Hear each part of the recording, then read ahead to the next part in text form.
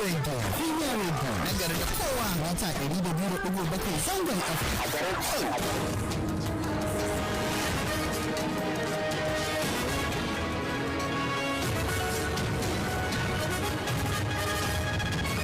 Barkanmu da warhaka. Kuma bayan harkar ilimi a yankunan karkara na ci gaba da zama kalubale ya ga wata matashiya tsanduna ayyukan wasu suna ɗaukar matakan karta kwana game da ibtila'in yi wa matsalar sauyin yanayi rubdu. Zurutun sahihan labarai a kowace sa'a daga karfe 6 na safe zuwa karfe 12 na dare. Gidan rediyo na gari na kowa. Premier Radio. Mata da bayan bakwai a kan labarai da dumudumin su daga Premier Radio Kano mita 200.7 zangon FM. Da masu sauraro assalamu alaikum, barkanmu da wannan dare ga kuma takaitattun labaran tare da ni Shehu Usman Salihu. Ƙungiyoyin farar hula da masu sa ido kan al'amuran zaɓe sun gudanar da wata gagarumar zanga-zanga yau a Abuja domin matsalan ba ga shugaba Buhari ya sa hannu kan sabuwar dokar zaɓe da aka gyara. Yanzu haka dokar na gaban shugaban ƙasa a lokacin da ake ganin wa'adi na ƙurewa, wato na yiwuwar amfani da ita ko da ta samu wato ko da za ta samu amincewa. To masu zanga-zangar sun ta'allaka nasarar adalcin zaɓe ne bisa amincewa da wannan sabuwar doka da ake ta jeka ka dawo da ita wato tun gabanin zaben shekarar 2019. Shugaba Buhari ina jan kafa kan sabuwar dokar saboda abubuwan da bai gamsu da su ba, musamman zaben yar tinki na fidda 'yan takara da yake cewa zai ci kuɗi da kuma ƙalubalen tsaro. To anan kuma majalisar karamar hukumar Nasarawa ta tsige mataimakin kakakinta kansilan mazaɓar Kawaji Mubarak Ali Idris. Majalisar ta ɗauki matakin ne a zamanta na yau sakamakon samunsa da laifin saba ƙa'idojin aiki da bayyana sirrin karamar hukumar. Nan take bayan tsige shi aka maye gurbinsa da kansilan mazaɓar ƙauren goje Hamisa Ahmad Agogo tare da bayar da umarnin mika takardun aiki da ofis gaban sabon mataimakin shugaban majalisar, kamar yadda shugaban masu rinjaye na majalisar kansilan mazaɓar tudun Murtala Sula Komanda ya shaidawa Premier Radio. To shi ko sabon mataimakin shugaban majalisar karamar hukumar Hamisa Ahmad Agogo mika godiyarsa yayi ga takwarorinsa bisa zabarsa da aka yi. Ba abin da zan ci sai dai mika ya ta musamman sauran yan uwana yan majalisa masu wakiltar mazabu daban-daban. Na san ba na fi wani bane, Allah ne ga dama ya kaddara haka kuma ya kaddara. Farko ina addu'a da har Allah ya sa hakan ya zama alkhairi ga al'ummar karamar hukumar Nasarawa da kuma majalisa gaba daya. Sabon mataimakin kakakin majalisar karamar hukumar Nasarawa Hamisu Ahmad Agogo kenan. To anan kuma kakakin majalisar dokokin Kano injiniya Hamisu Ibrahim Cidari ya ce san rai ne kadai zai sa wani ya ce majalisar ba ta aiki. Ya bayyana haka ne yayin da ya kawo ziyara nan Premier Radio a Laraban nan, inda ya ce akwai aikace-aikace masu yawa da majalisar ke aiwatarwa da al'ummar ba su sani ba. Injiniya Hamisu Ibrahim Cidari ya ce ba wai kawai rikici ko tsige gwamna shine aikin mambobin majalisar ba kamar yadda wasu suke ke tsammani. Ya kara da cewa majalisar dokokin jihar Kano ta bambanta da sauran na jihohin kasar nan bisa la'akari da irin aikace-aikacen da take yi.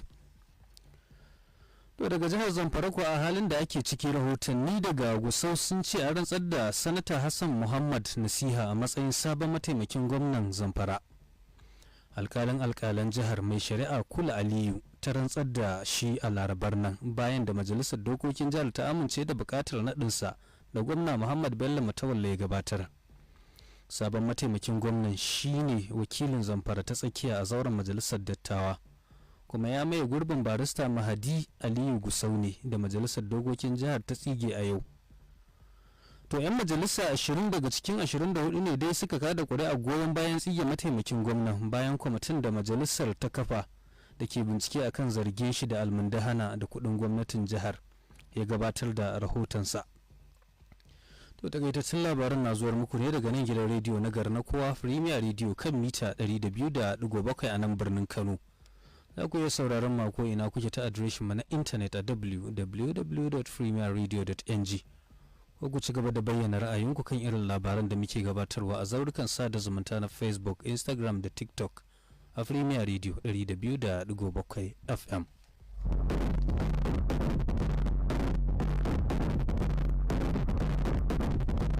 To madalla. Daga fagen wasanni kuma tsaffin 'yan wasan kungiyar kwallon kafa ta Salanta United ta lallasa sabbin 'yan wasan kungiyar da ci 3-2 a wani wasan sada zumunci na bikin tsaffin 'yan wasan kungiyar biyu, Adnan Golkifa da Nasiru Refa. Wasan da aka fafata a yammacin wannan rana ta Laraba, Yahaya Kosai ne ya fara zira kwallon farko a minti na 25 na zagayen farko, yayin da a zagaye na biyu ya sake jefa kwallo ta biyu a minti na 60. To sai dai a minti na 70 Bashir Mani ya samu nasarar warware kwallon farko, yayin da Umar Babawo ya warware kwallo ta biyu a minti na 80. Dan wasan gaba Kawo Malamu ne ya jefa kwallo ta uku a minti na 87, wanda ya baiwa tsaffin 'yan wasan na Salanta United nasarar ci 3-2.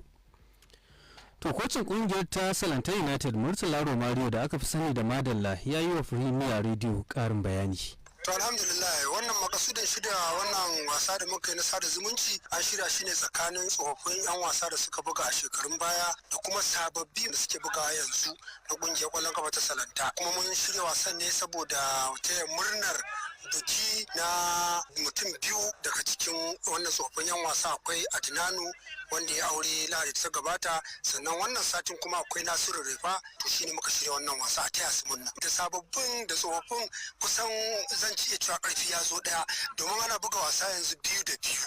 Kowanne yana ya kabacin kokarinsa, ba za ka bambancewa cewar ga tsofaffin ga sababbin ba, saboda yanda yanayin wasan ya dau zafi. Musamman su waɗannan tsofaffin 'yan wasan mun tabbatar musu da cewar duk sanda wasa ya kasance za a yi shi in an biki ya zo ko wani taya murna za a rika shirya wannan wasan. To ga yanda wasan ya tashi, tsaffin 'yan kungiyar su ne suka samu nasara da ci 3-2. Me wannan yake nuna? To alhamdulillah, wannan ya nuna cewar ashe su waɗannan tsofaffin har yanzu da karsashin zuciyar su fito su buga, tun daga sun cinye sababbin jini. Abin ya ba mutane mamaki yadda aka yi tsofaffin 'yan wasa suka samu nasara akan sababbi. Kocin kungiyar kwallon kafa ta Salanta United Murtala Romario da aka fi sani da Madalla, yayin da yake wa Premier Radio karin bayani kan wasan sada zumunci da aka fafata tsakanin sabbin 'yan wasan kungiyar da waɗanda ke bugawa a yanzu. To ƙarshen takaitattun labaran kenan, sai a tarbe mu anjima da karfe 12 inda za mu zo da ƙarin wasu sabbin labaran. Yanzu kuwa a madadin Muktar Yahaya Usman da ya tace su, Shehu Usman Salihu na karanto nake fatan za a ci gaba da kasancewa tare da Premier Radio, gidan rediyo na garin Kuwa.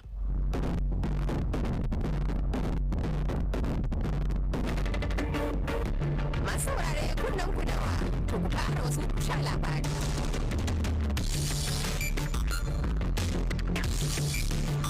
Kunnen ku dawa. Sha labari.